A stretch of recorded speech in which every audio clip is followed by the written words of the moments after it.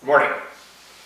When we reviewed the case of St. Martin, we tried to concurrently review the elements or the factors we thought that were problems in comparison with plausible solutions.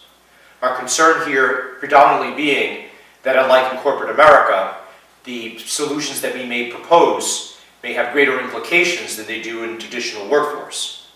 When we look at corporate America, you have management who delves down and offers its opinion on resolving problems. That impacts the employees. It may subsequently impact consumers, and ultimately, if it is a regulated industry, may raise criticisms from the regulators. In the circumstance of St. Martin, the levels of concern go much deeper. The administration can provide guidance which impacts the educators, further impacting the students, possibly the parents, the community, and of also equal concern are the corporate sponsors that make this program all possible. Some of the key issues that we identified related to varying difficulties that they had at the school. Out of 211 students, there were 2,390 tardies tallied. 25% of the graduating class did not complete the academic requirements in 2008.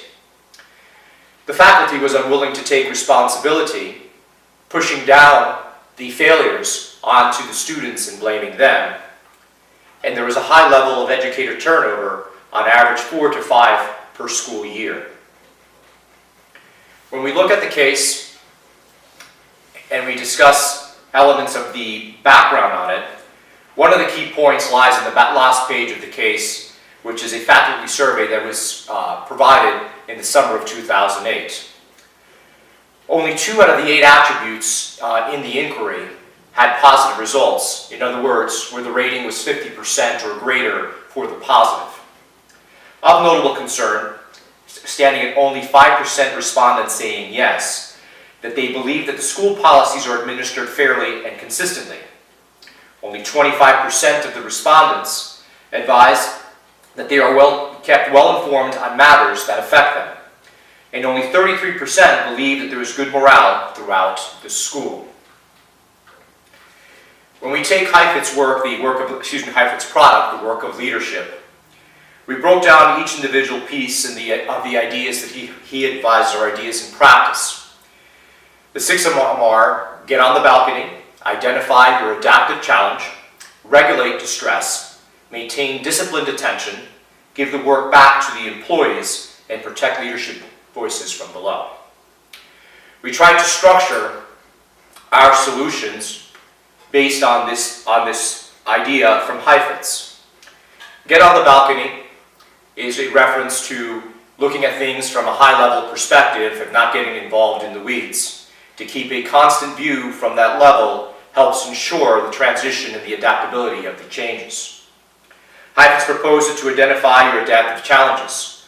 When we read this case and we dissected this case, we viewed that there's a multitude of challenges, not one specific line that come out of any changes that we may implement, as I mentioned earlier. Heifetz also proposes to regulate distress. We feel with the multiple changes that we would be implementing to correct the issues with tardiness, with academics, with teacher turnover, with relation with the community, there will be multiple levels of distress, and our election was to have a multi-phase process of implementation, which my peers will discuss later. Heifetz also proposes maintaining disciplined attention. He believes that conflicts will arise when you're implementing change, and that there will be natural distractions of people either avoiding the situation, cutting corners, or not doing what they're supposed to do. We feel that to a certain extent this is very possible at St. Martin, because we're trying to affect change not only with the educators, but also with the students. The work of leadership also discusses that you should give the work back to the employees. Here we view the employees at St. Martin, not only the educators, but also the students. They have to earn the degree, they have to be graduated, it's not given to them. The educators have to deliver on what they're expected to do to help these students get there. Lastly, HIFIS discusses to protect leadership voices from below. We believe that the survey that we have earlier discussed is a good first step to that end, and it needs to be repeated for at least 2 or 3 subsequent school years. I think that it's important to understand what they have to say, and I also feel that our team had agreed that it should also be proposed that a survey be provided by the students themselves, and their responses included in consideration. Now I'll hand it off to Todd, and he will provide you the high-level view of our corrective actions. Thank you.